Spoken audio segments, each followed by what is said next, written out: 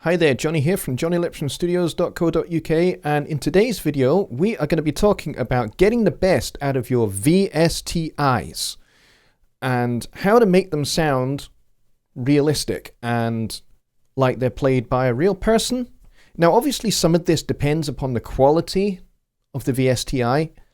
If it's reasonably good, then there is a secret to making it sound like it's realistic, and that is to think like a real player of that particular instrument. So whether that's a guitar VST, so maybe it's one of those guitar VSTs that has like a strumming pattern thing. You know, if you're not a guitar player, then you can easily just think, oh, I'll just play this pattern, this pattern, this pattern, this pattern, and that's kind of how it's done, and that's how it worked for my song. Not necessarily.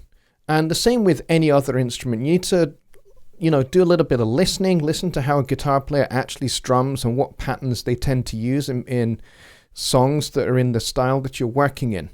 Listen to those kind of examples, and then you kind of copy those kind of concepts, those kind of ideas.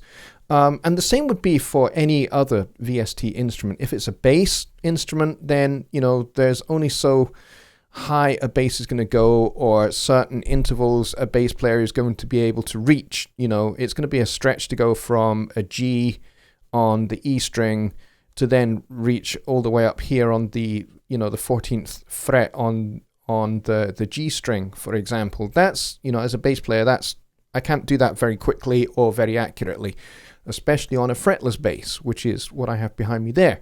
But even if you're talking about a different instrument like a trumpet, for example, a trumpet, or a woodwind instrument like a saxophone, let's say you want to create a solo for your song, and maybe you want to create a trumpet solo for your song. You need to actually listen to how trumpet players play, because there's one key ingredient to a trumpet or anything that you blow, is that you have to be able to breathe. So you got to leave space. You can't just, play endlessly long notes or endlessly long phrases. You need to leave a space where you would breathe. So here's a little trick that you can do if you are using a keyboard like this one over here and you are playing like, let's say, a trumpet solo, for example. We'll go over to Studio One in just a second, and I'll demonstrate this. Is to actually breathe out as you're playing, and when you run out of breath, physically run out of breath, you stop. So you're kind of blowing as if you're blowing a trumpet, and then when you kind of run out of breath, you stop playing, take a breath, and play the next bit, and you will find that that will shape your phrasing a lot better, and it'll sound a lot more realistic. And then we'll come on to the next thing after that. Okay, so let's flip over to Studio One. And we will have a look at how this is done. Now I've got myself the Presence XT here with a trumpet.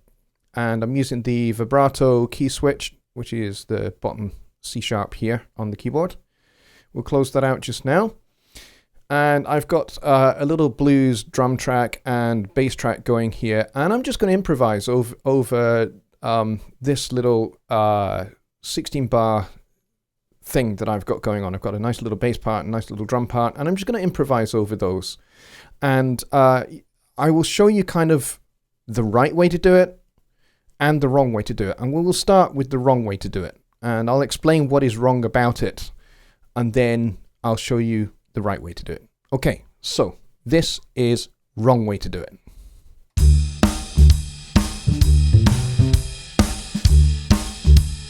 Here we go.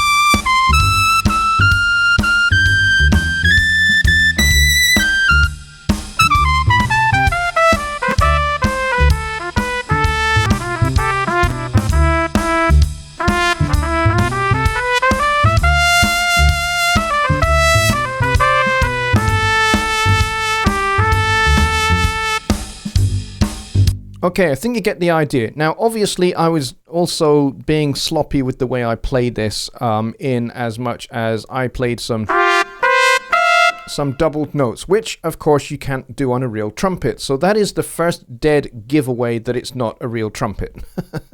The second one, there was no space to breathe. And then the third thing I did wrong, quite deliberately, was I went right up to the very, very top of my keyboard. Now, most trumpet players are not going to be able to reach those notes.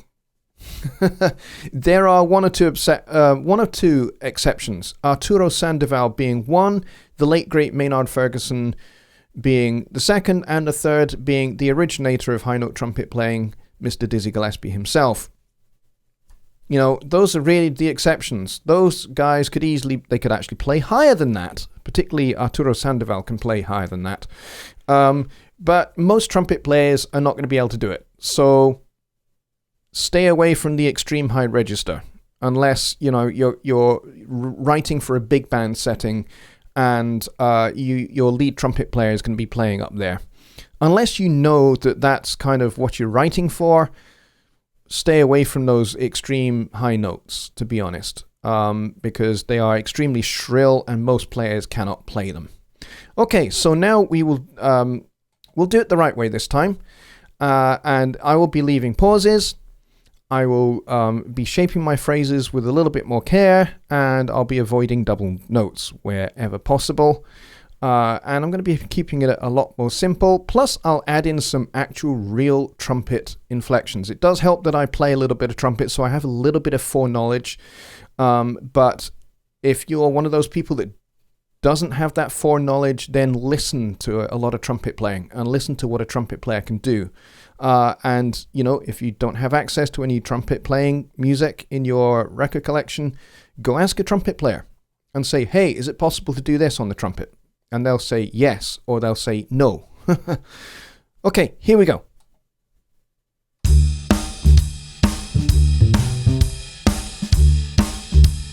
Oh, 1, 2, 3.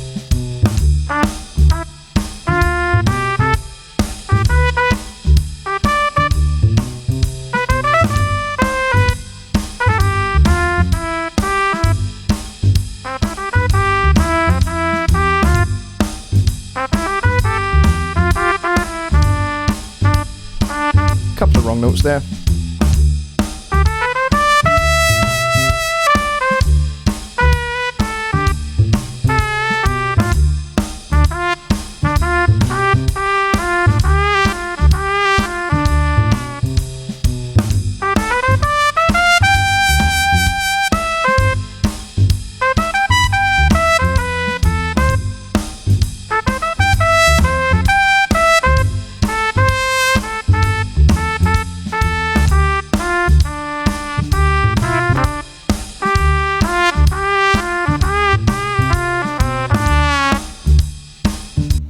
Okay, there you go. I did make a couple of mistakes there where I did play one or two doubled notes by mistake.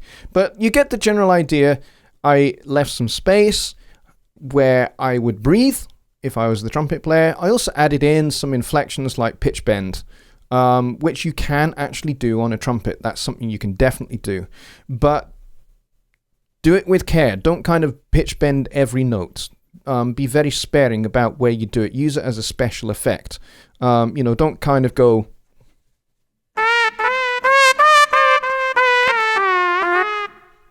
A, because that sounds absolutely hideous, and B, because it's really overkill, obviously. So those are my words of advice, really, as it goes to... there we go. You can see me now. That's my words of advice, really, as it goes to using VSTIs. Think like a real player of that instrument, whatever that might be: trumpet, trombone, saxophone, violins, viola, cello, upright bass, fretless bass, piano, whatever it might be. Try and think how those musicians would play those instruments and find out what is possible or not possible on those instruments, and then avoid the things that are not possible and do the things that are possible, and be creative. Leave space. You know, good music, good improvisation is, you know, more about what you don't play than what you do play. You know, I know there are guitar players out there like the late great Alan Holdsworth who, you know, they can play 1,000,000 notes a minute, you know. That's great, but it's not something to be done all the time. Okay, so there we go. I hope you have found that useful and helpful, and if you have, please hit the like button and or the subscribe button, preferably both. That'd be really helpful, and get the notification bell pinged as well so that you get notifications of when my next video comes out, and I will see you all in the next video. Bye.